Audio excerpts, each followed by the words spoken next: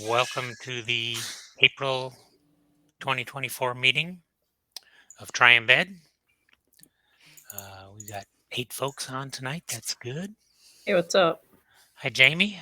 Hello. We have one new person, Jeremy Thibodeau. Probably not pronouncing that quite right. We made contact with Jeremy at RARSfest this weekend, and he joined the mailing list. There was another one who joined. Pete, was that from RARSfest, or was that a different? Yeah. No, that was from RARSfest, and I can give you his name in just a second. Let me go look that up. Hey, Jeremy, if you ever have continued problems here, you can always try using your phone. Let's see. Jamie, I see you're in the mountains. Out west, not North Yeah, Carolina. just a quick trip. I got a And deal on Boeing. you keep disappearing and appearing, so it looks like you're teleporting in and out. Ooh, yeah. Well, you don't want to see my messy home, so. So, did everyone get to witness the eclipse today? Yes. They I had built an a box. They had an eclipse watching party at where I work. Okay. I was headed to the bank, and I brought my eclipse glasses with me, and got all the tellers and managers and whatnot to take turns walking out the front door and looking at the sun and saying, "Oh, that's cool." A bunch of people had some left over in their desk from 2017. Yep. Yeah, I was at a after funeral party, so the event totally eclipsed me. Nah. So I was mistaken. The second person was not from the. We did have another person interested at the Hamfest, but this other person just found us basically and asked to join the list. And his name is Ahad Farkash. Aha. So He's you may. he became a member of Splat too, so that he learned about you guys there at the RARSfest. Okay, so it was at RARSfest then. Okay. Yep. So let's start with announcements. After we do the announcements, we can do a little bit of a dump of what happened at RARSfest. Anything coming up that people should know about? There is a sumo bot competition at the Forge on April 21st, which is a Sunday morning, like from 9 to noon. They haven't, so they're running workshops now. They have not opened the registration for the tournament yet, but they'll be doing that soon. You don't have to go to the workshops to participate in the tournament. And you don't have to participate in the tournament if you go into the workshops. So I'm working on my new robot.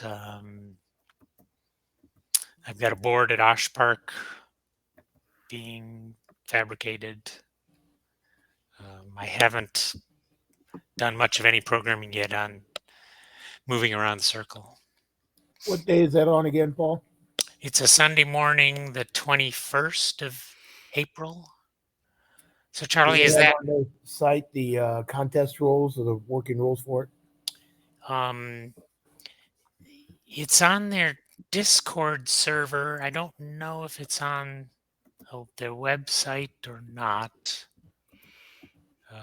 If you're interested, I can try to get the pointer for that. I am interested, but not for me. There's 3 people talked to me about wanting to work up with those guys, and that would be a great contest that they would love to be a part of. Okay. I'll send it out to the mailing list. So I'm not sure if it's strictly related, but there's a big free startup festival networking event thing this week from Tuesday to Friday. It starts in Durham and then moves over to Raleigh, as far as I'm aware. And is that for the general public to come to, or is this for As startup far as I people can to come tell, to? it's free and registration is available. They're having a session tomorrow morning for job seekers, and then the rest of it seems to be focused on people starting or running businesses. But it seems like most of the events focused at like real early stage startups where you have an idea and you're trying to figure out next steps is tomorrow. Okay. So. Other announcements? Okay. Dump from RARSfest. I thought the attendance was down a little bit, at least the number of people that came and talked seriously.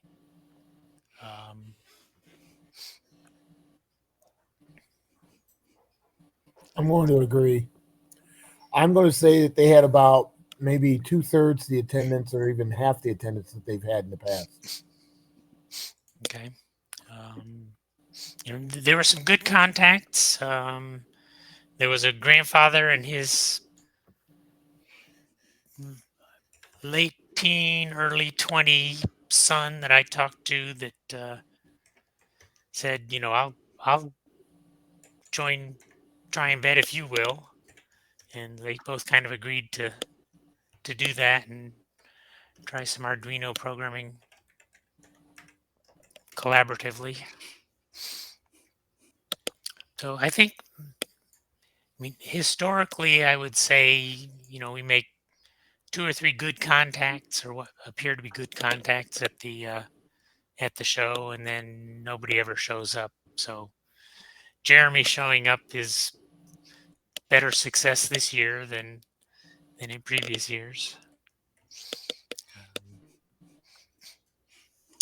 To me, it looked like there were a lot of people over at the tables looking at stuff, selling stuff.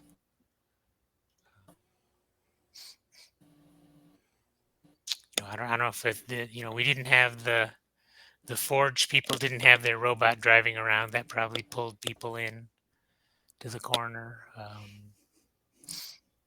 And our counterparts from Alamance, the EMP group, didn't show either. Nim was under the weather this week. Oh, they have a meeting of their EMP, which is Electronics Microprocessor Group or something, on It's electronics Thursday. microprocessors programming. EMP, that's right. So it's a virtual meeting on Thursday at 7.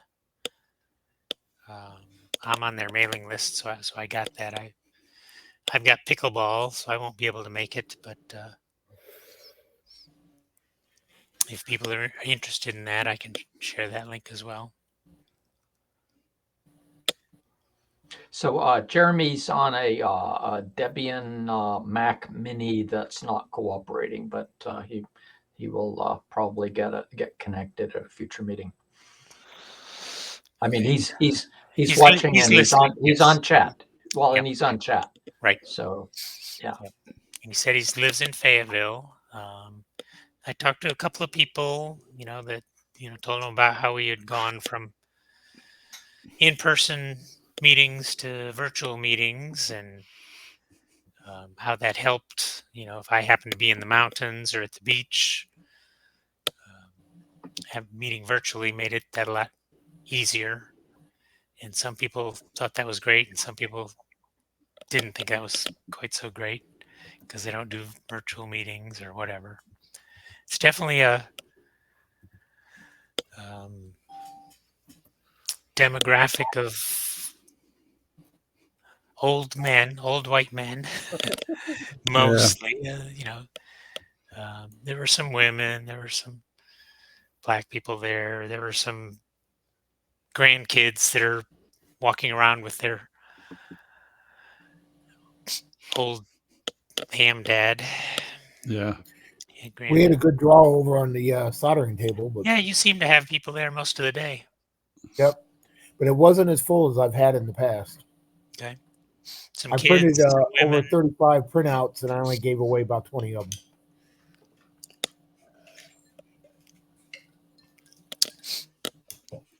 All right. Well,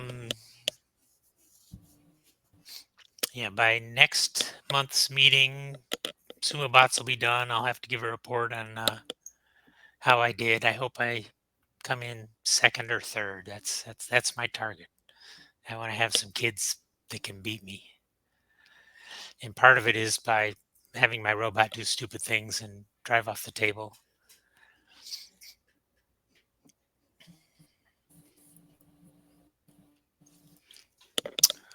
All right, let's see if I can do our problem of the month. All right, do people see that? Yes, we do. Okay. So RARSfest, I was demoing a bike speedometer. It uses a magnet that's stuck to the rim of the wheel and a Hall effect sensor taped to the front fork. One thing I'll mention is that I looked at some newer bikes and they're no longer making cheap kids' bikes rims out of metal. They're now plastic. Yep. Plastic? Really? Yeah, some kind of, I don't know if they're carbon reinforced nylon or I can't believe they're, fancy carbon fiber laminate or anything, but No, they're engineered plastic. yeah. And they Same, still have same some, stuff they're making pallets out of nowadays. yeah. Are the spokes plastic also? No, they're metal still. Some of them have just the entire thing formed, as a plastic with Right. large Kind of like the car spokes, tires. but Right. yeah. But so sticking magnets to the rims might not work in the future. Now you epoxy them on and get a little UV and weather on them, and they're going to pop right off. Yeah. Not to mention, you were actually measuring RPMs. You weren't measuring distance. You have to convert the circumference of the rim where you have the magnet mounted times revolutions to get distance. You don't. It's not where the magnet is mounted. It's the circumference of the outside of the Right. You're right. You're of right. the wheel, right? Yep. Where it contacts the ground because you got to measure it where the tangent is. Yep. So the code measures the time between pulses on the sensor, and then with a little bit of math, converts inches of circumference per millisecond of between the pulses into miles per hour and displays it. We got talking to someone, I can't remember who it was, but the sensor can't tell if the wheel is spinning forward or backward. If you have two, it could. Okay, we talked about that, and I came to the agreement that if you have two, you still can't. So the question is, what can we do to get one more bit of information, whether it's going forwards or backwards? And so Charlie thinks that with two, you can. Too close together, you can. Yeah, you don't have them halfway across. Okay, too close together. I don't believe it. You'll Well, get what you're double pulse. doing, you're measuring pulse, and then long pulse, Right? and then pulse. Well, okay, I see what you're saying. You almost have to have two Hall effect sensors. That one isn't going to interfere with the other with some crosstalk of magnetism. Well, if you have the magnets going opposite directions, then the Hall effect should tell you which sensor is passing. Then your wheel is spinning both directions at once? If the magnets are going opposite directions? I'm thinking offset magnets. So you have an inner circle and an outer circle of the magnets, very similar to a rotary encoder. Okay. And you think that the one sensor can, well, but even so, I mean, two magnets. Two magnets, one north pole, one south pole. Okay, that's a good idea. Maybe 15, 20 No, degrees apart. No, that's no good. I mean, in general, you can tell direction just by which of these sets of pulses are longer. Like, let's say you had A and B close together. If it was what are A and B? Magnets? Hall effect sensor 1, Hall effect sensor 2. Okay. If it's AB short, then you're going this way. If it's AB BA. long, then yeah. And Okay. Yeah. With two that would be enhanced. sensors. That would be enhanced by using different directions on the magnets, because you get one north followed by a quick south. In fact, if you went for 3 magnets, then you would have north, north, south. That would tell you direction. And if you went for 3 sensors, you'd have what's on my motors. 3. Okay. So north, north, south. I'm just used to a rotary encoder that's got like maybe the equivalent of one big long sensor offset with another long sensor, that you have A and B. I don't know if you can see it on my camera here. Yep. Yes. So you got So two. there's a You got two little sensors. bit of overlap. Yeah. But- With 2 sensors, I can easily see. You just look at the timing of when the pulse arrives at the 2 sensors, and you can tell Yeah, whether. if it's A to B, you're going in one direction. If it's B to A, you're going the other direction. But one Is there sensor with 2 magnets, I don't think you can figure it out. If you can tell the difference between north and south poles, you have one north and one south. You could tell whether it was north south on the short leg or south north on the short leg. Mm-hmm. Yep. My Hall effect sensor does not. I think it only works on north poles, and so if you flip the magnet around, you don't get any readings. There are different kinds of Hall effect sensors that behave differently. That's inconvenient. How many people live on the North Pole? How many live on the South Pole? Hey, About the the poles same are number. moving. They're supposed to be in the Indian Ocean together here soon. Together? I hope not.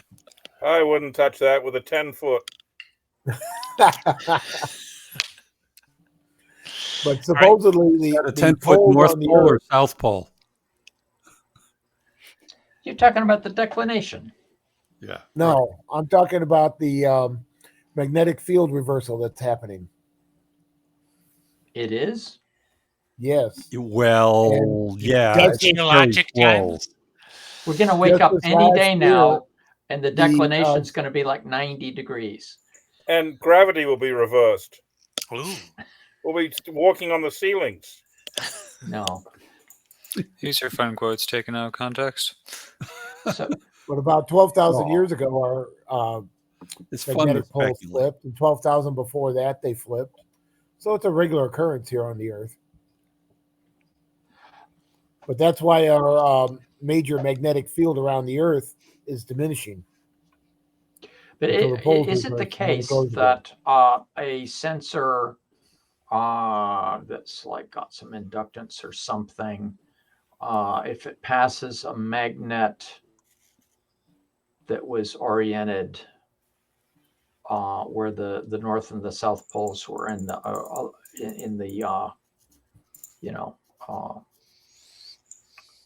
in the line of motion, that you would get current flow in one direction or the other depending on which way it was going? That's interesting. In I other don't know if words, you would though.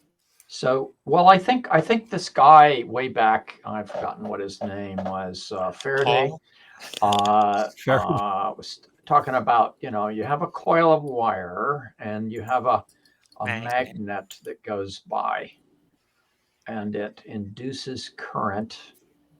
And as you push it in and out, the current goes Pretty back. sure, yeah, it depends. The direction depends on the poles of the magnet.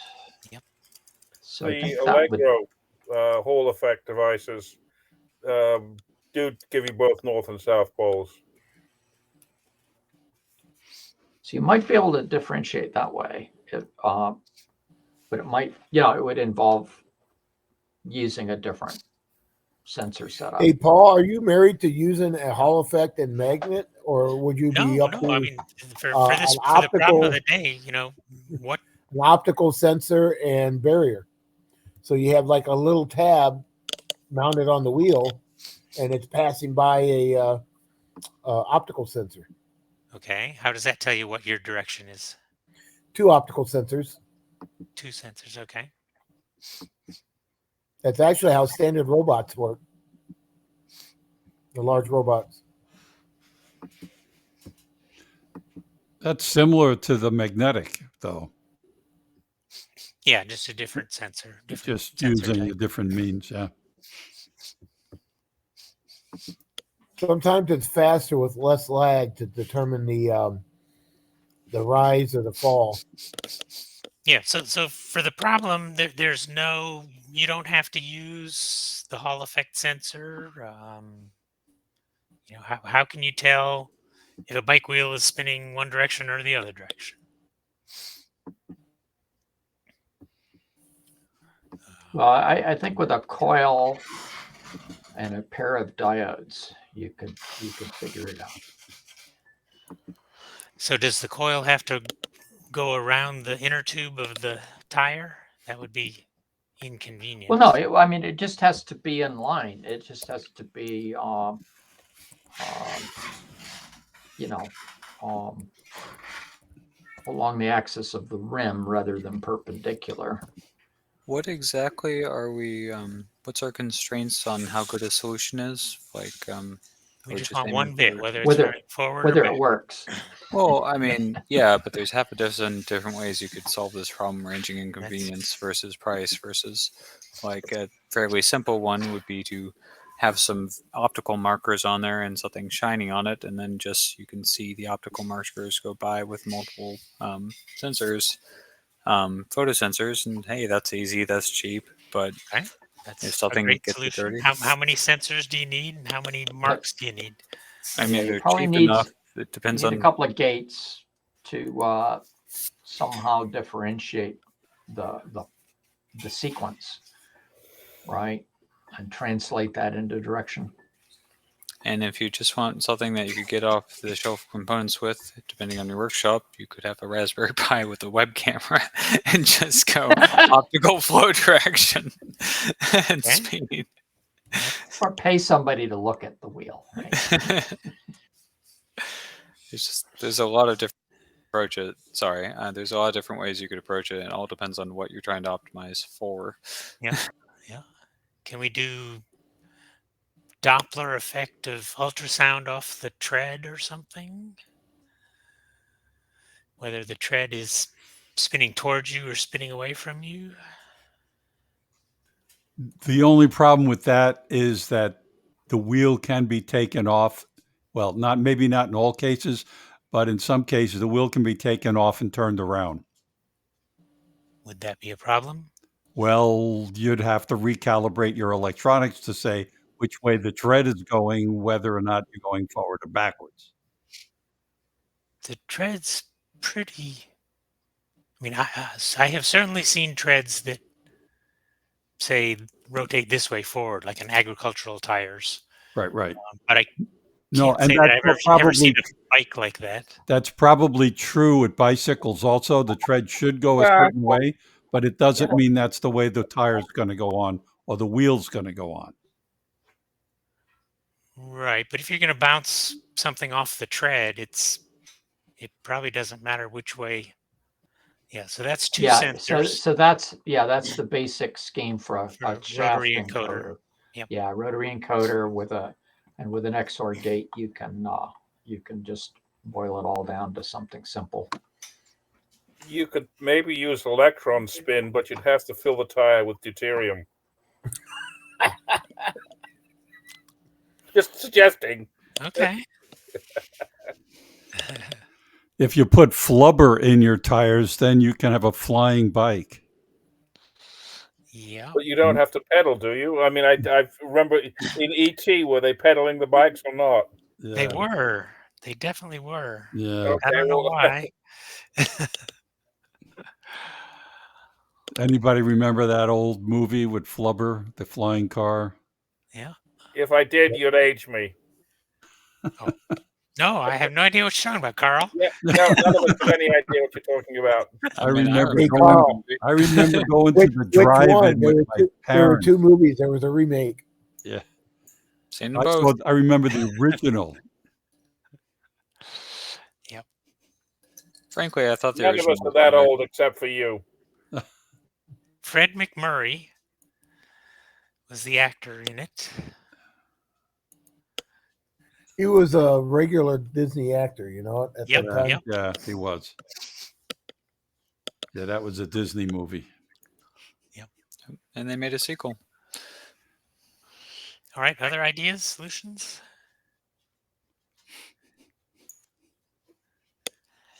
So we used to put baseball cards on our bikes. Yeah, right? to make it And, to get that sound. Yeah, when it Yeah. hit the spokes. so flipping on the spokes that would either flex forward or backward, depending on which way the wheel was spinning, and you could have It sounds too mechanical to me. That and it That's a sounds $7 too fragile. GPS receiver. GPS receiver. Yeah, it's $7. Okay. And is that gonna? Speed and direction. And altitude. And Hey, what you that'll do, work with the find- flubber. No, but just don't take it to the Graham building. You can't get any signal. And don't take it inside. That's right. So the pressure sensors, air pressure sensors, probably aren't sensitive enough to tell the difference in air pressure of 20-inch tire. That's a 16-inch tire. Yeah, but they're not fast enough. But They're- yeah, believe it or not, the sensor we're messing with Edger, the BMP 388, will detect that. But as Nick said, it wouldn't be fast enough. And as I it's mean, spinning around, it's going to be buffeted by air currents and things. And I'll bet those there'd be all kinds of things that would mess totally- it up. yeah. I mean, the bicycle is also perhaps going up and down hills, so it could be completely counterintuitive, you know, as the wheel is moving by virtue of turning and jumping off a curb. But And also, I don't think it would tell you which way you're going. It's a Right. up down, right. and it's So you're looking for something that just puts out a bit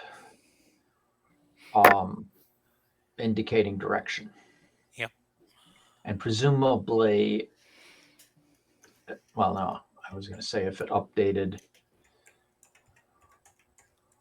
you could have another bit that basically indicated that something's being sensed, and then the discriminating bit for direction. A shaft encoder would do it, except for the small mechanical difficulty, of it being on the need for it to be on the axle. right.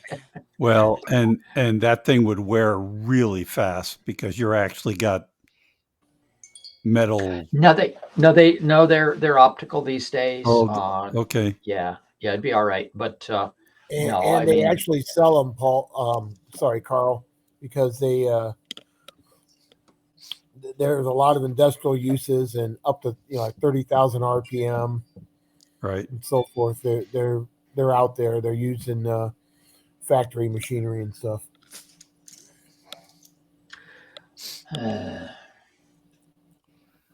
Well, you could always make your own little tiny 3-phase motor. Well, I think the Faraday scheme would do it. And basically, if I'll be back. a current flow in one direction, the one diode's going to conduct, and if it's in the other direction, the other diode conducts, and then you can translate that any way you want. Can you tell me how the coil is wound again? It's just a straight coil, what's the correct name? A solenoid, single layer solenoid would do it. Is the magnet going through the coil or the beside magnet the needs coil? to be the coil needs to be going past the magnet, and the magnet needs to have its positive and negative, north and south poles in line with the direction the of travel path. of the. Yeah. So Okay. and then So sideways and from then the way they you're either currently going to get you're going to get current flow in one direction or the other. So one issue though is you're only going to get your data. Whoops, what happened? You're only going to get your information when it passes by. Yep, that's right. fine. Yep, I mean, Okay. this wheel isn't changing directions. I understand, but it's going to be on you to basically filter. Right. So most data, of the time, so you're not neither tricked. of your diodes are going to be doing anything. Right. And Yeah. then as the magnet moves past the coil, you Yeah. would get some kind of a signal. Right, You're but saying. but it seems to me that you can't do it with a single bit. You have to have a bit that says it's being sensed, and then a bit that says which way. And the which way could be just one diode and just detect current in one direction. And then if it's going in the other direction, then that whatever that logic mechanism is, it's the other state, right? It's either true or false. But you need a bit that says I'm sampling now, because otherwise you would never. I can't sample fast enough to catch the signal. Well, what you it's would have on to do you. is like Think of it as a debouncing exercise. Yeah, exactly. So you would have to almost have a delay, a timeout. If you didn't get a bit within a certain period of time, you could assume it's not rotating. Well, I'm assuming I still have my Hall effect sensor and my magnet that tells me how fast it's spinning. Okay.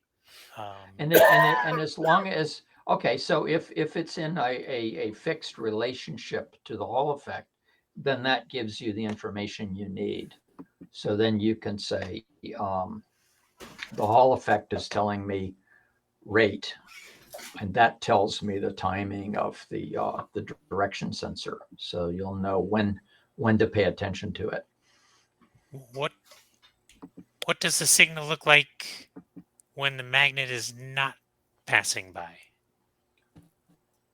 There would be no current flow, and it would be on you to differentiate that state from the state of current flow in one direction or the other. And that doesn't sound very difficult to me. If I can sense current flow in direction A or direction B, then if I don't see either, I assume that the magnet is not near the coil. You don't know. Yeah, you don't know. Right. Right. You don't know what the state is. And but if the Hall effect is telling you the rate, and you know the relationship between the Hall effect sensor and the direction sensor, then you know exactly what the timing relationship is going to be. Yeah, but then I know which direction it's running, because it's either X milliseconds before the Hall effect or X milliseconds after the Hall effect. In that case, I guess you only need 2 Hall effects and you're done. Right. The Hall effect devices are about 45 cents a piece. The bipolar ones.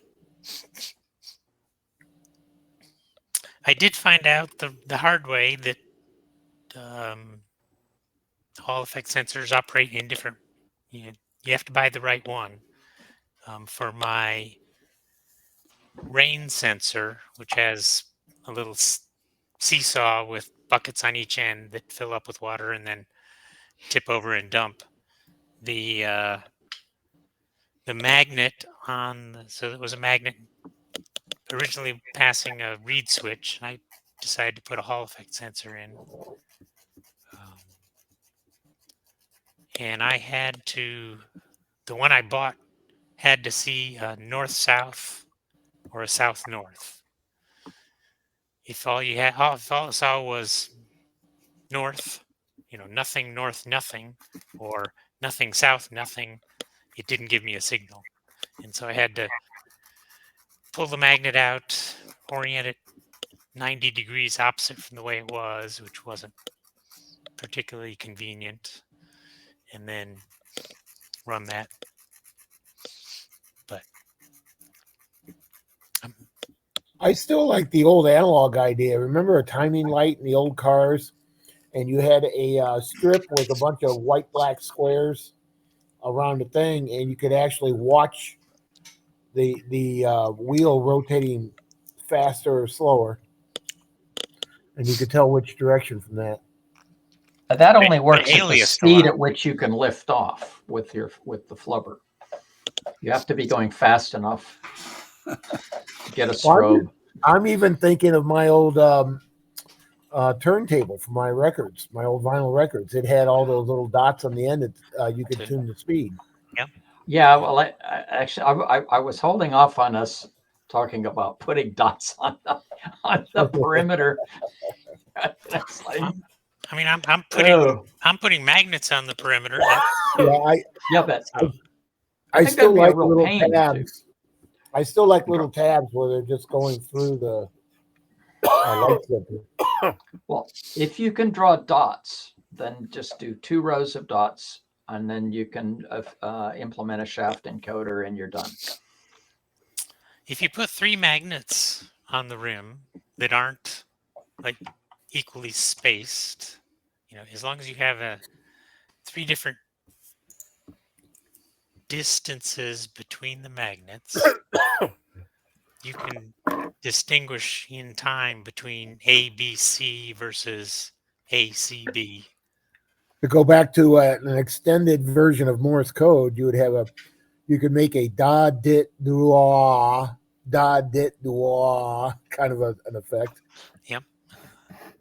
You could use your existing setup and just put 2. I don't know whether it's an analog output, but if you put 2 magnets and then a single magnet, you'd get a different pulse height. You do, but you don't know whether you're going forward or backward. Yes, but if you have 2 magnets there, or 3 magnets, which are fairly closely spaced. 3 is different from 2. Yes, it is. Okay, so with 1 you can't tell. With 2 you can't tell. It's either AB or it's AB. Let me ask a question like this: But with what if 3 you had you can. 2 Hall effect sensors? 2 Hall effect sensors work. Yes. So the magnet's going to hit one and then hit the next one. Yep, and you can tell which order the 2 sensors. You just use a stack of 3 magnets and then 2 magnets and then 1 magnet. Add the strength. There you go. Okay, what if you have a phototransistor and an LED? And as it comes around in some very understood relationship with the Hall effect, because the Hall effect's telling you how fast it's going, then you simply answer the question, is the phototransistor seeing this or is it not? If it's seeing it, it's turning in one direction, and if it's not, it's going the other way. The phototransistor will be seeing it. The question is whether it sees it in the proper relationship. Depending on which way it's looking and which way the LED's pointed, it's going to see it. It either sees it before or after the sensor, the Hall effect sensor. It's depending on which way it's rotating. Well, you understand. That's not relevant. The Hall effect is just telling you when it would be valid to see it. And when that time happens, depending on the rate, that you've derived from the How Hall fast you're effect, going? Yeah. you're sampling that. And if the phototransistor is seeing it, it's going in that direction. And if it's not seeing it, it's going the other way. You could put a switch. So now you're probably down to 11 cents now. You could put a switch on the handlebar marked forward and reverse, and if the guy is pedaling in reverse, he hits the switch. Yeah. Well, now You can have the they- human put the plus or minus sign on the display, Yep. imaginary, in his mind. I've never seen a bicycle going backwards in my life, except for a unicycle. Except for brief I guess periods of certain time. people could ride a bicycle backwards, but they're not. Have you seen people spin their handlebars? And Yeah, I mean, some drive people with the could wheel ride going backwards, but I think you can pretty much ignore those people. They're weirdos. Okay. I mean, it comes up because it depends on whether the person is on the front of the table or the back of the table when they grab the wheel and give it a spin. Right? When I spin it, it's in one direction, which is the normal way Yeah. that a wheel would spin. When the people on the front spin it, His it's the use opposite case way. is different, Pete. No, It's not. You're muted, Pete. I don't know what you did. Let's go back up to about $1 and stick an accelerometer on it, and then you can tell exactly which way put it's it on. been spun. Put the sensor on the back wheel. No, there's only one wheel. I This have him is spin the front Yeah. one. Yeah, that's smart. No, the use case is the Hamfest table with the bicycle upside down on it. Right? I was going to give them a little razzing here because I had a lot of lefties doing lefty soldering. So does the wheel spin different direction when the right-hander person pulls it rather than a lefty? Well, No. this depends upon whether you're above or below the equator. No, But the single phototransistor and LED would absolutely differentiate which direction it's going, and if it's Yeah. as long as You you seem have to have valid this- data from the Hall effect, you seem to have this penchant to not sample the sensor except for when you expect there to be a signal. Is that? Oh, I think that's really key to keeping from getting faked out. You do. Yeah. Why? Well, all of the solutions that we've talked about involve sensing that's not valid most of the time. It's only valid at a specific interval when when one thing is passing next to another one. Okay. So the answering the question, when is that valid, I think is pretty important.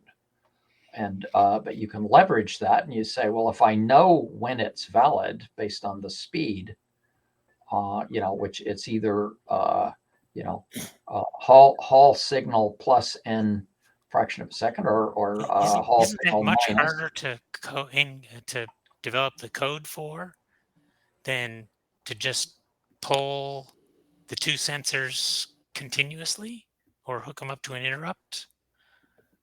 Well, the solutions that we've been talking about don't put out valid data most of the time. Sure they do. No, they don't. The phototransistor says, I don't see anything, or it No, says, well, I you see a can't see. reflection.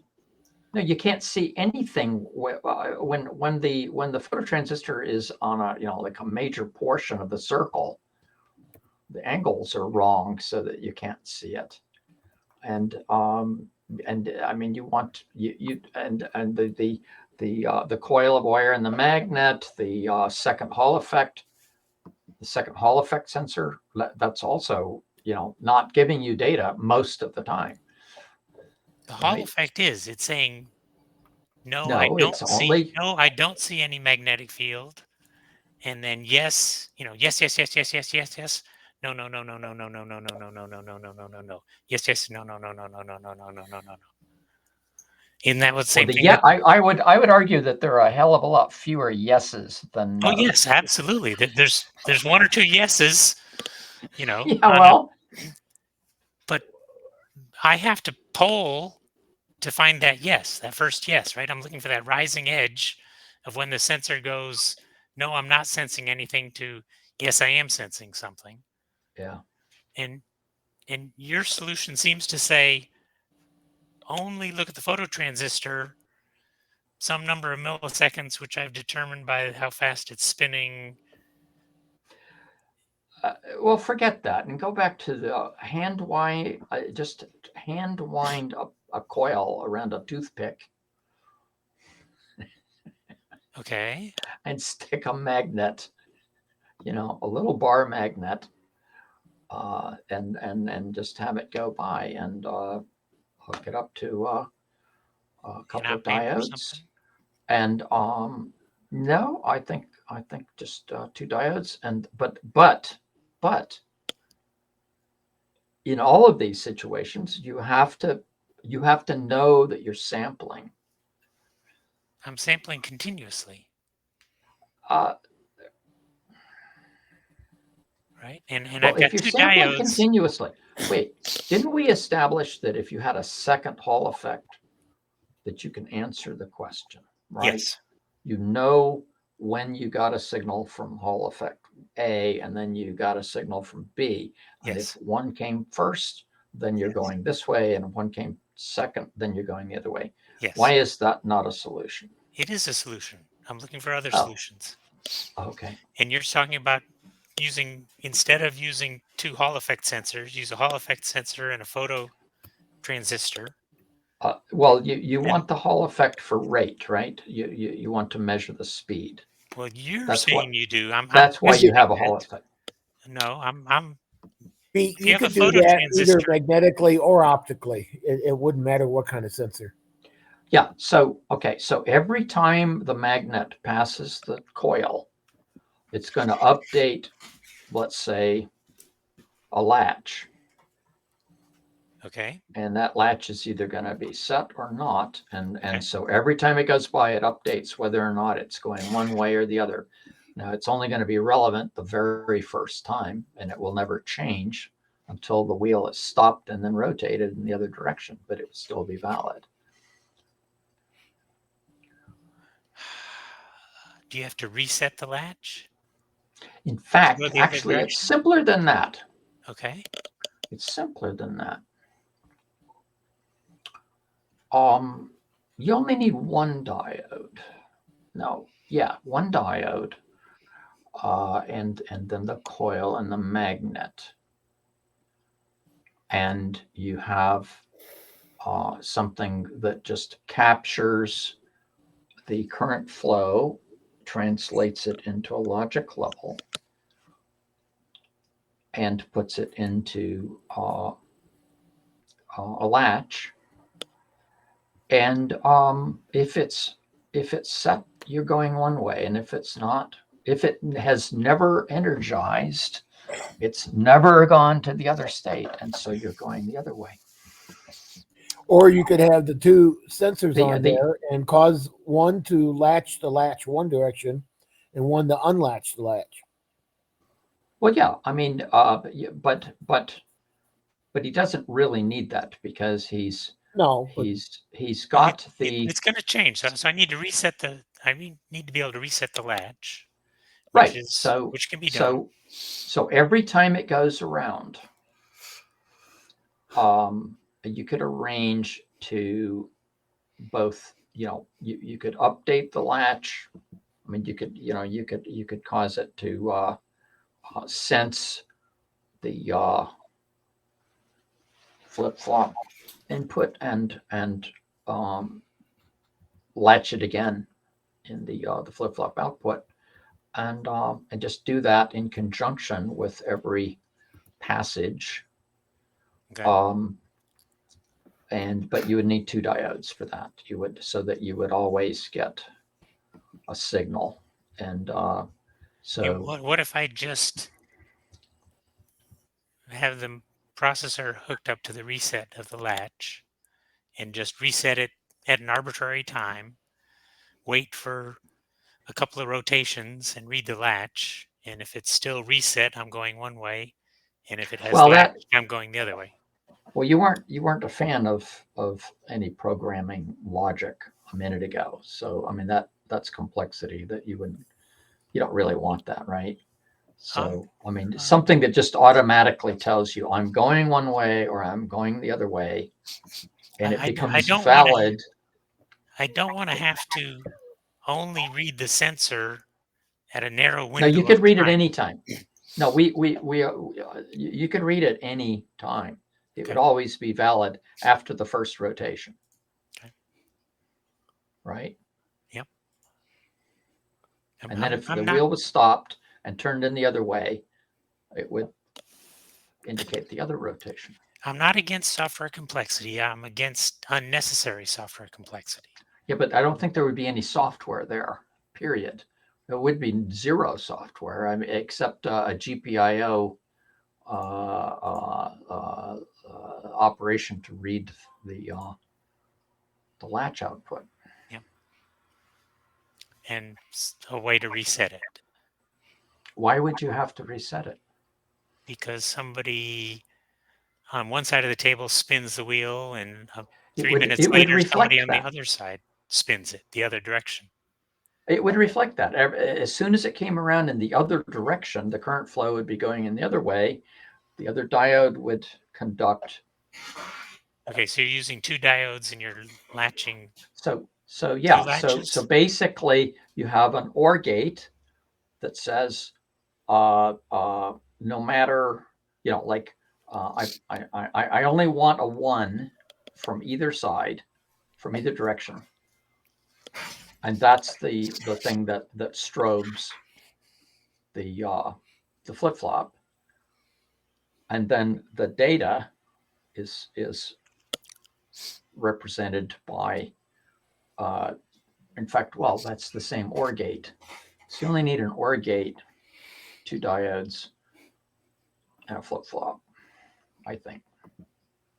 How did we go from a bicycle to a game of spin the bottle on a table anyway? Yeah, I don't know. I think the second Hall effect is probably Yeah. Well, the best. I think 3 magnets is the easiest. I don't have to change any hardware. 3 magnets and Three magnets on the rim, right? And that so, are different distance apart, or yeah. Okay. Yeah. So he would get the effect of a da dit and then a long wah, or a dit da long wah. Right. So just to summarize that, with the 3 magnets, you use the timing to establish you have to have some kind of history, and after some kind of history, you know how long a dit and how long a da is. Yeah, you have to So measure. there's a kind of a bootstrap issue there. You have to measure And three periods, right? The time between Yeah. 3 pulses on the Hall Right. effect sensor. You Yeah. have to make some kind of assumption that the velocity of the wheel doesn't change drastically in a really short amount of time, right? You don't want the wheel spinning and then slowing down and then speeding back up to make your distances alias and make it look like it's did-da wah instead Yeah. of da did wah. But that's a reasonable assumption for the bike wheel.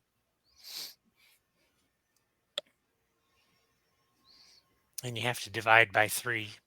You have to wait for 3 pulses till you know that you've had 1 revolution. Now, if you had your optical encoder where you did like a rotary encoder, you can tell if it stops in the middle and heads back the other direction, at least at some portion of a rotation. All right, any other ideas, or are we done figuring out whether we're coming and going? Nothing with lasers or ultrasonic. As long think- as they're not too powerful, so you don't Cut through cut the your spokes spoke. and.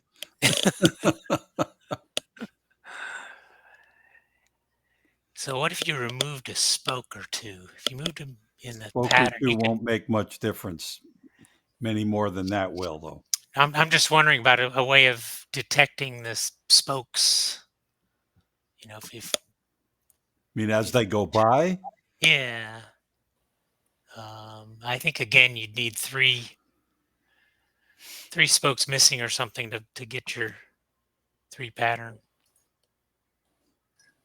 yeah, there's no way to get a starting pattern. All right, show and tell. Anybody working on anything fun? Charlie? Two things. So one, the robot, it It moves. works. Well, I'm It not wasn't, super. it wasn't doing that on Saturday. Yeah, we're still not quite sure why that is because I changed nothing and now it works. I But did look at it a little bit. It's But in definitely my defense, when he picked it up, he tried it at my little storage thing, and it didn't work. Then it wasn't just an operator error. all right. My theory is the robot's just shy. yeah, so I'm still tuning the PID, and I doubt you guys can hear it, but it's kind of growly when it goes. No, I That can't usually really happens. hear it. Yeah, I think most of the stuff I've got is optimized to tune out that sort of noise, so it's gonna be kind of hard to show that. But maybe in person at some point. But yeah, it runs. It can go fast if you want to. Though again, the PID tuning needs some tuning. It's out of view right now. Oh, let me get back then. It's pretty maneuverable. You can turn it in place, and surprisingly, it doesn't mark up the 4 like I thought it might. Can you spin it? Well, there you go. Yeah. Well, again, you're ready for battle bots. That's what you do when you win a fight. Right, you just spin. unlike a BattleBot, it has very strong stuff like I let go and it breaks really fast. And So can you break 2 of the wheels and spin out the other 2 wheels? I have full control over the motors. I can make it do whatever I want. I was referring however, to NASCAR style. Oh, I'm afraid I'm not familiar with that. The PID stuff needs some tuning, but overall, it's drivable right now. My current plan is to get the next draft of the circuit board with John Wetner. Not sure I'm saying his name right, but he's It's helping me with next Wetroth. Wetroth. Yeah. Sorry, apologies. Has offered to help me with the next version of the board, which I'm gratefully going to accept as help. And hopefully that will make it so it doesn't have a whole bunch of modules sitting off of it, and it's just the board and the GPS and the Nano, and you're done. He has also suggested that since the motors are mostly sourcing about 20 amps max, that it might be possible to have the motors have a let me not mistake, some sort of like a normal computer connector.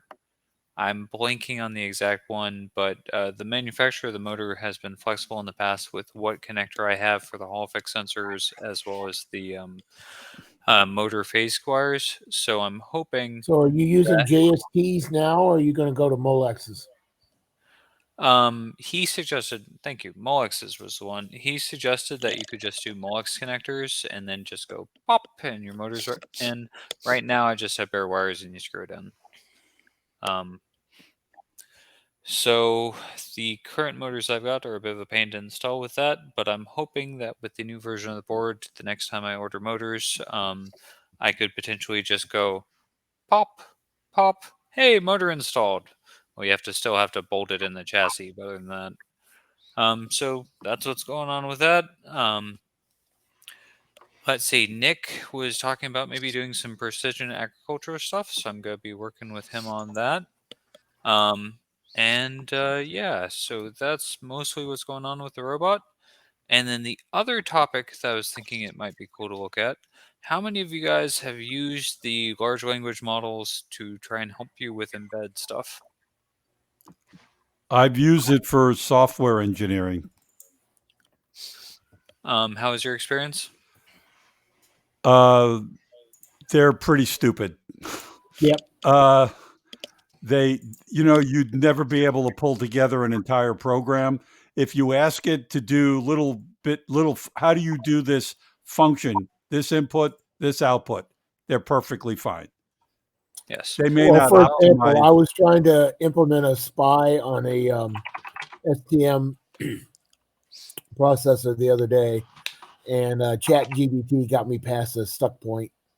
But you kind of have to see what their ChatGPT sort of spits up, and then try to, intelligently do your own engineering.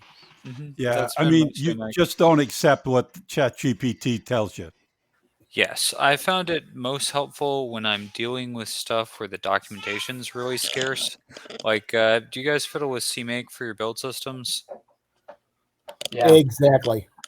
Yeah, I find the build CMake scripts to be really painful.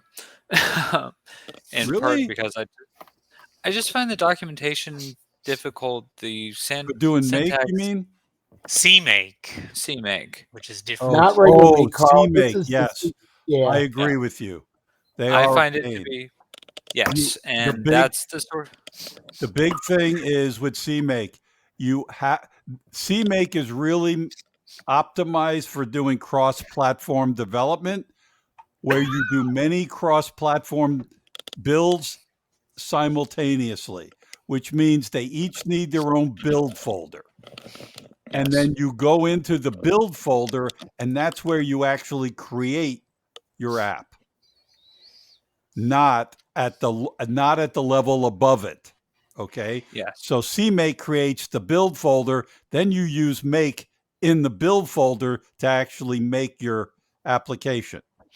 By the way, Charles, the latest version of VS Code is pretty good about doing that. Exactly what Carl was talking about.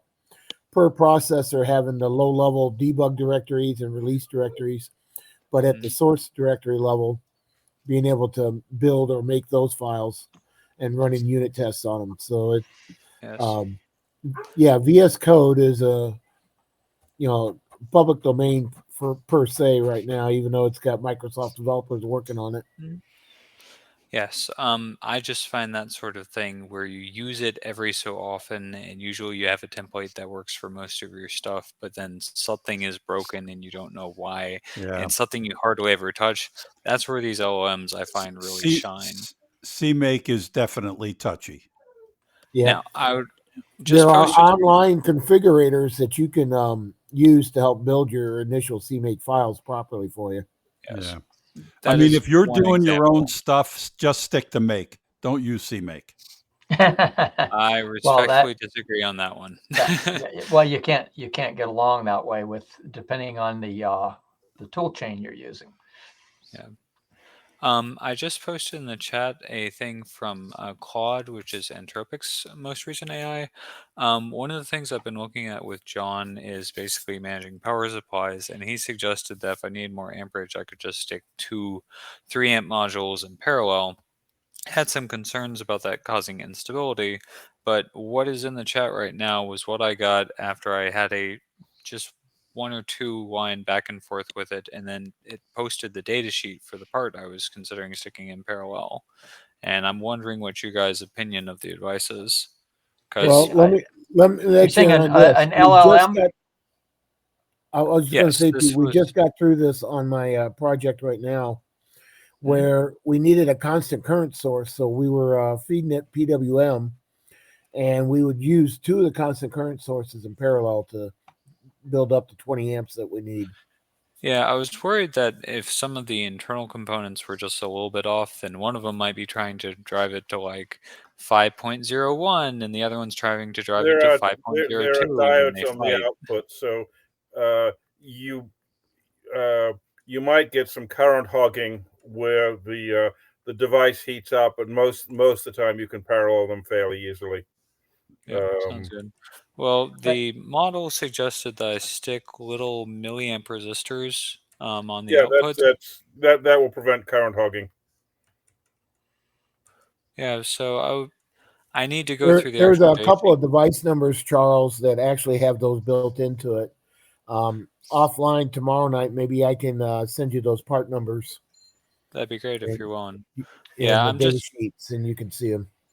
trying to make sure that there's going to be a nice stable 5 volt and 3.3 volt for the microcontroller and GPS and that sort of thing in the Jetson Nano. And the module that he recommended had a 3 amp buck regulator in it.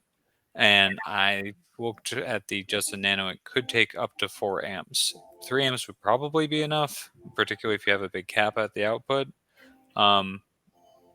But I also think, like with Nit's application, he might want a bunch of 5 volts for whatever he's doing, so it might be good to have that available. But in regard to the LLM, based on the number of times I've been burned, my conclusion is the LLM is like a classic dictionary problem. You have to be able to answer the question, is this correct, to trust it. Yes. And on the and flip so side, it's I had never heard of sticking those little resistors at the end to make sure you could stick them in parallel. Like, Right. that was new to me. Right. I'm just saying that, you have to be really cautious about trusting LLMs in my experience. Quick interjection here, going back to the direction problem of the month. Jeremy posted a URL in the chat that Paul should probably capture. And it's a hall sensor that tells you what direction you're going. So that might be useful. The capacitor bank I picked up for $20 at the Hamfest. Yeah. How's that going? It's a 50,000 volt capacitor at 15 microfarads, which works out to be about 14,000 joules. How long does it take to charge? It will take a while to charge, but 14,000 joules will, in theory, accelerate a 15 kilogram weight to 100 miles an hour. Yeah. Well, That luckily sounds- you're heavier than that, right? Yeah, Thank right. goodness. What voltage are you charging it to? That sounds terrifying. 50 kV. Yeah, that's pretty terrifying because Yeah, there's a lot of current behind that. There's Yeah. current behind that. Yeah, it's Well, Yeah. it's 15 kV. I mean, if it discharges in a couple nanoseconds, which those are designed to do, that is seriously petrifying amounts of current. Yeah, like that's Well, where it instantly we spot don't welds want to as find far you as- laying out stretched out on your floor. You wouldn't find me. There would be a small pile of dust.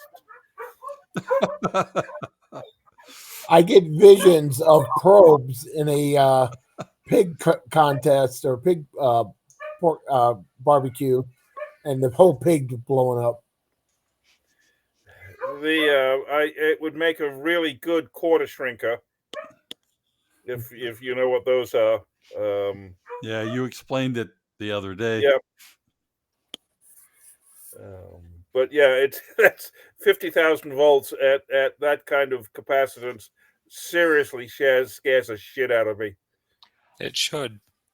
So, in addition to shrinking quarters, have you seen the one where you toss the platter of a disk drive into the air?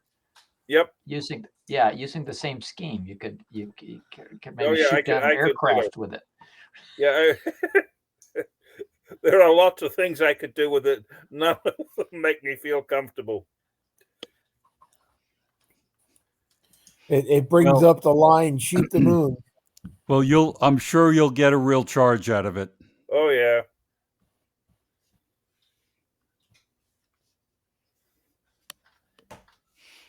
Just to circle back to the AI thing real fast, I was reasonably impressed with what this was able to get from the datasheet.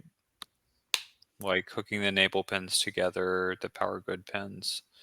I need to double check everything that's said, but these seem like pretty reasonable insights from someone checking a data sheet and saying, hey, this is what you need to do. Which model was that? That was Claude's Opus model, which I believe is their it's the paid one for Claude from Anthropic. I just had my ChatGPT subscription run out, and I was going to decide to try some of the other ones, at least for a month. Jamie pays for ChatGPT 4, so she might have some insight in that. I'm using ChatGPT 3, the free one. It is very much worse. Chat 3.5, the 4, you ChatGPT mean? 3.5. Well, I had No, the Turbo 4.5, and it was really notably improved. And now they took it away, and now it just seems dumb. And I'm looking to try another one as well. yeah, so Claude, I've only had it for about a day, but so far, like the datasheet thing was pretty good.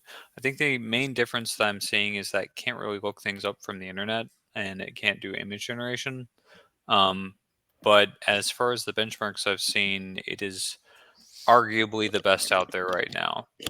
There are some things that like Gemini is better at. Like Gemini apparently is ridiculously good at just being able to sift through huge amounts of data. Like you can upload a video, make a sketch of one of the scenes and say, hey, could you give me the timestamp for this? And it'll match your sketch to what's happening in the scene and Frame give you the video. actual timestamp. Wow. So you could potentially say like, hey, here's a video of my robot going along. Could you give me the timestamps where it crashed? And it might be able to actually do that.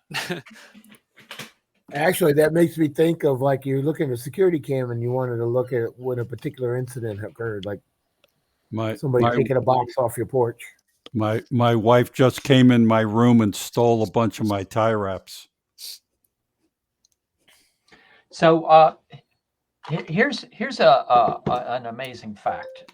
If you don't mind going over to the dark side, Microsoft offers a keyboard, software keyboard for your Android phone, possibly iPhone, I don't know.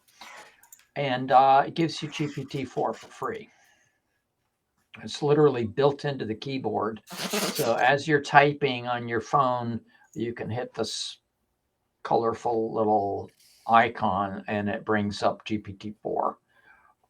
I was impressed by that. And is that to finish your text message that you're trying to send? just on in any context, you can just say, "Oh, I need to ask GPT-4 a question." Oh, so you're Right? on the Yeah, side. yeah, and presumably you can then paste stuff in. Where There's actually a button on Edge now that as you're typing, you just click on that button at the side of the text box, and I don't know if it's ChatGPT or Microsoft's version, but it'll definitely. I would just interject, do not judge LLMs by ChatGPT 3.5. It is not a good comparison. I agree strongly. That's why I'm saying 4.0. Yeah, 4.0, not 3.5. Yeah, 3.5 stinks. Carl, I guess. Stinks compared to 4. Yeah. There are local models you can run that are getting to be comparable quality to 3.5. Yeah. I don't know. I had 4.5, and like I said, it was notably better than 4. And then my ChatGPT 4 got lazy when it stopped working. So I tried to revise the preferences, and it seemed to kind of like snap back up. But there's definitely been times where it seems like the model gets dumber. And I think what they're doing is they're trying to make running it cheaper so they make the more efficient version that sacrifices quality and then just don't say anything to the end user. I wouldn't be surprised. That's called shrinkflation.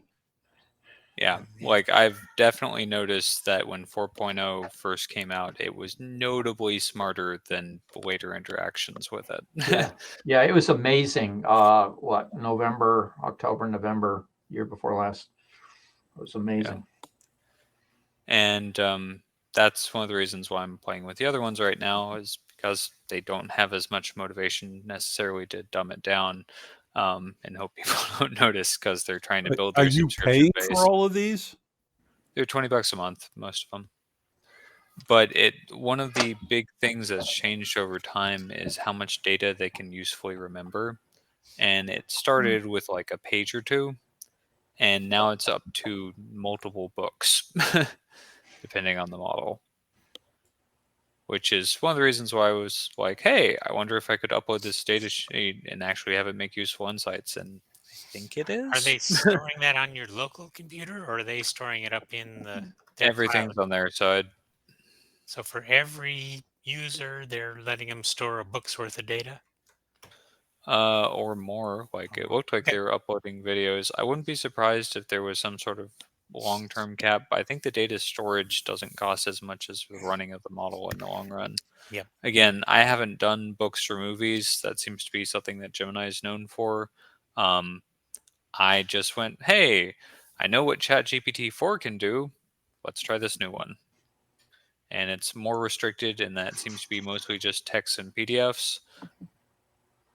But it's also benchmarking as the best model around in terms of doing smart things. So let's see what that does.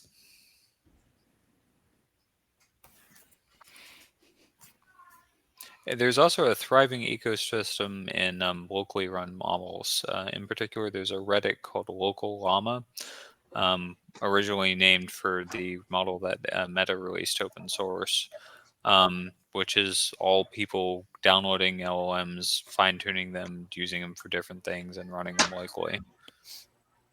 So it's interesting to see as things keep pace, like, okay, this model is the best one for code generation. And someone just made an open source project that takes a Git project and you submit it an issue and it tries to submit the fix for the issue. Wow. Now, that one is very early, but it is certainly an interesting direction of research.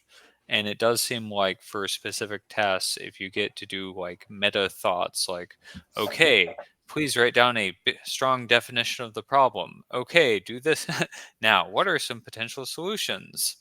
And okay, of these solutions, which one is the best solution? So it seems like there's some higher level logic you can put in there along the lines of trees of thought.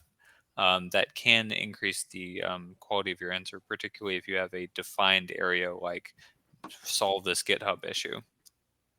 Yeah, it'd be nice to be able to say, don't even imagine telling me anything about a Linux version more than 3 revs back.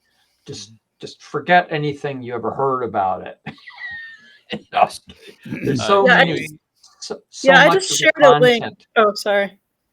I was just to say, so much content is predicated on the fact that an answer from the year 2012 is somehow relevant, right? And you know, that, what I'm saying is that junk is getting into the LLMs as training data. I'm sorry. Sure. Yeah. What did you say, Jamie? Jamie just posted to the chat Devon, which is one of the first and most well-known models that's supposed to be a software developer, more or less. And Yeah, I the one haven't tried it yet. Yes, I haven't either, but the one I mentioned is basically a recently released open source version of the same sort of thing. What's that one called? I am trying to look it up right now, so just give me one sec. Devin, I brought it up. It seems like it's letting me do stuff without paying a penny here. It's a Yeah, preview. I mean, the URL says preview, so I'm wondering if they'll change that. Yeah.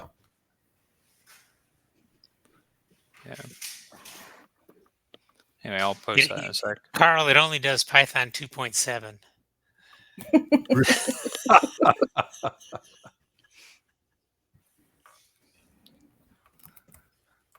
I mean, it's interesting. There's open source projects for making a where there is no doctor LLM for giving you medical advice when there's literally nothing else available, like in Africa, some parts of Africa.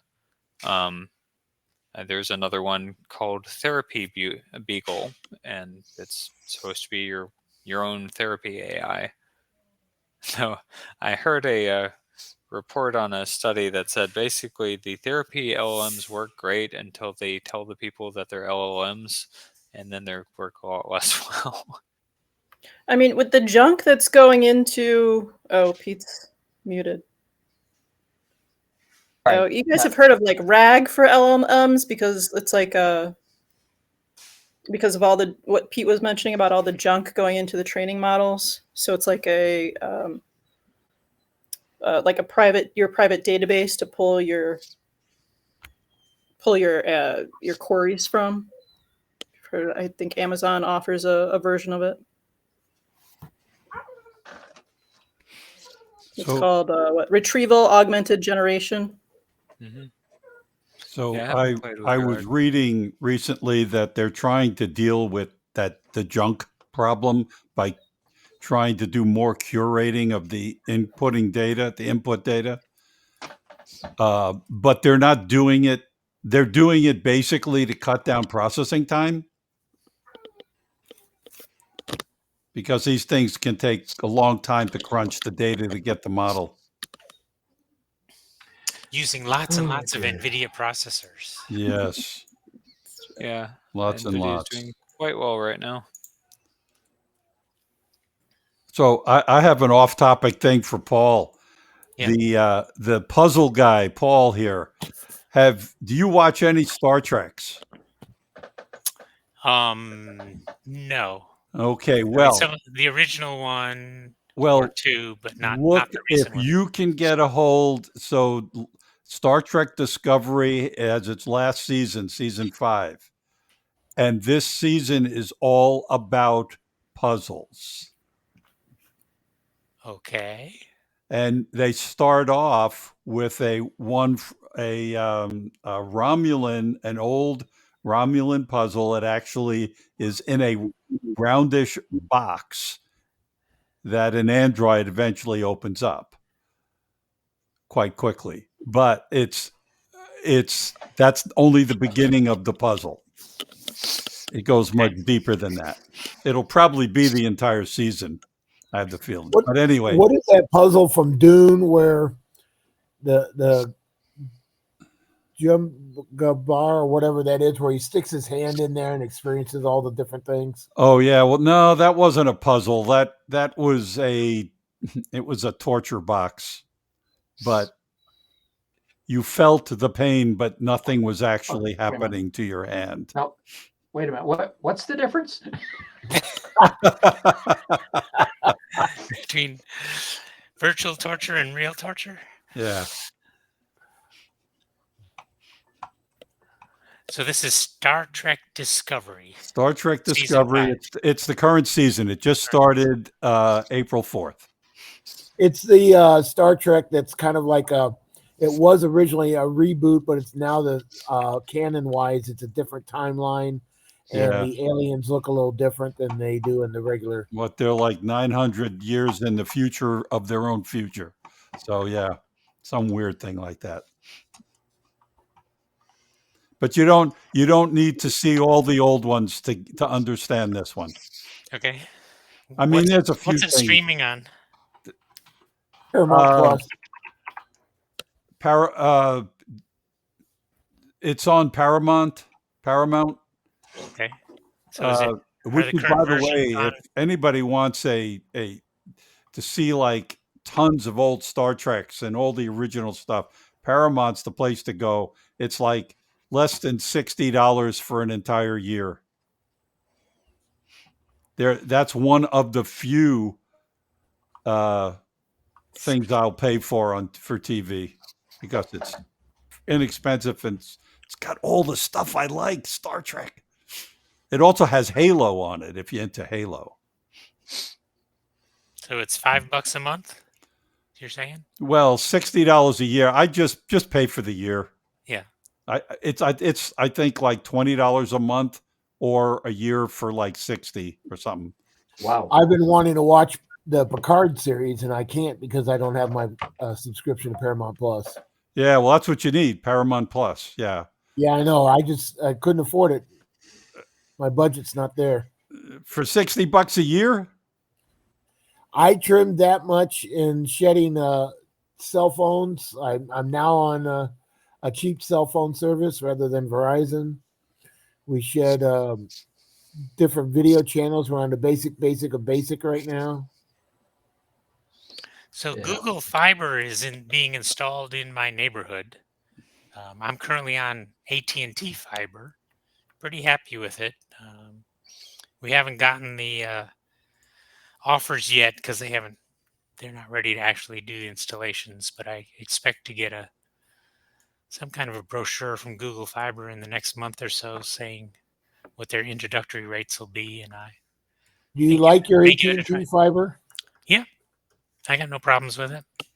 Because Quick they're talking question. about getting up to our neighborhood in a couple of years, and I'm wondering if it's worth the changeover. I had to go from AT&T's DSL service, which that's the only thing available in our neighborhood, Yep. to Spectrum, and that at least goosed my rate up a little bit. Quick question about AT&T Fiber. In your experience, Paul, do you have the problem that the different nodes on your subnet that's served by the AT&T router cannot communicate with each other? Did you have to So configure that? on my AT&T router, I turned off Wi-Fi, and I only use one port out of their modem, and it goes to my edge router, and I handle everything else internally. Well, that answers that question. Okay. So Pete, that's the I same don't have your solution. problem. No, I Pete, mean, that's well, the no. same Jamie solution that I Jamie use. had the problem, and she solved it exactly the way you just described. Yeah, Yeah. thanks to Pete. And I never had the problem because that's exactly the solution I went to. A good friend of mine, he warned me about doing it that to begin with, and he's got the VLANs set up, so he has 3 VLANs for his home networks. Yeah, I mean, if you change ISPs and you have spent a lot of effort configuring the previous ISP's router to do exactly what you want, or if they spontaneously do a factory reset on your router, you're just screwed. Uh-huh. So I do nothing on their equipment. Right. Very good. Exactly. Or as little as possible. The I brand turn I off did their a firewall. I turn off their IP, their Wi-Fi, and pass everything into my router. Pete. I just did a study of this last year, and look at getting a TP-Link node, 3 antenna node that allows. I think it's up to 8 VLANs. Oh, we only needed one for this. Well, the situation. VLANs allow you to have. In my house, I've got 3 different kinds of networks. I've got the public network when somebody comes to the house and they want to connect. I got my private computer network, and I've got my security system, my little development-based IoT type stuff. Mhm. Yeah, And that way they don't interfere with one another. They can't even see one another.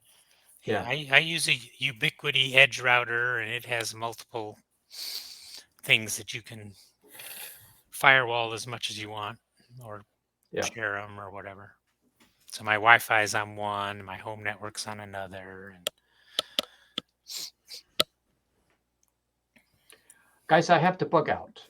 It's been nice, and gotta rendezvous with my wife. So I'll be seeing y'all later. See ya, Bye-bye. Thanks Pete. for stopping in. good seeing you, Pete. All Yeah, right, good to see you. Pete, Bye-bye. keep well. See you later. All right, anything else?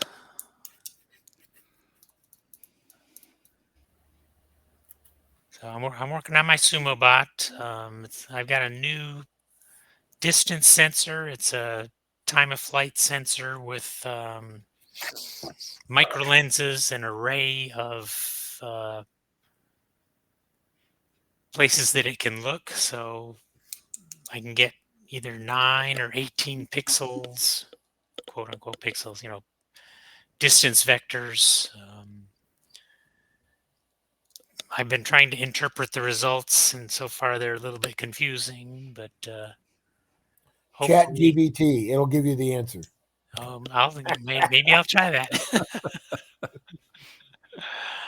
But hopefully I'll be able to look out and tell whether my opponent is slightly to my right or slightly to my left. So I'll know which way to steer when I charge forward. What you need is a heads-up display, kind of a display that on the feedback coming back, it has a box where it's at. Yep. I don't know that I'll get that, but something like that. Currently, I'm displaying it on some 7-segment LEDs that are shining out the front, and I I use. have a capacitor that will help you win the. Oh,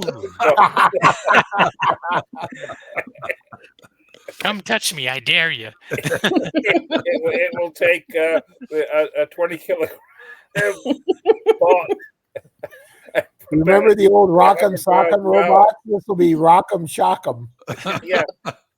It weighs about 35 pounds, but Did it really weigh that much? Yes. I was the one that carried it for you, so No, wow, that was feel that heavy.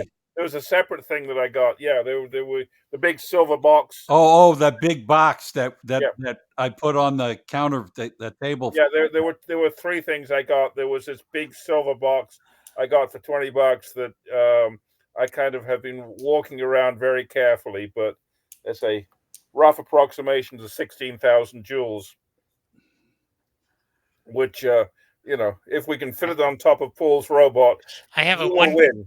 I have a 1 kilogram limit, and I'm already at 1,040 grams or something. So I got to go on a diet.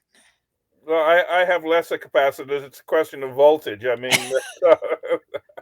if we can get up to 100,000 volts, it's V squared. Oh, yeah. Yeah, you need to stick your VOM on that sucker and see how it works. Yeah, I'll put my 5-digit. You can make a levitating device to help raise it up off the floor, and the robot can tow it like a trailer. All right, is that it then? I think so. I think we're done. Thanks for everybody showing up, and we'll see you in a month. All righty. Cool. Have a good one.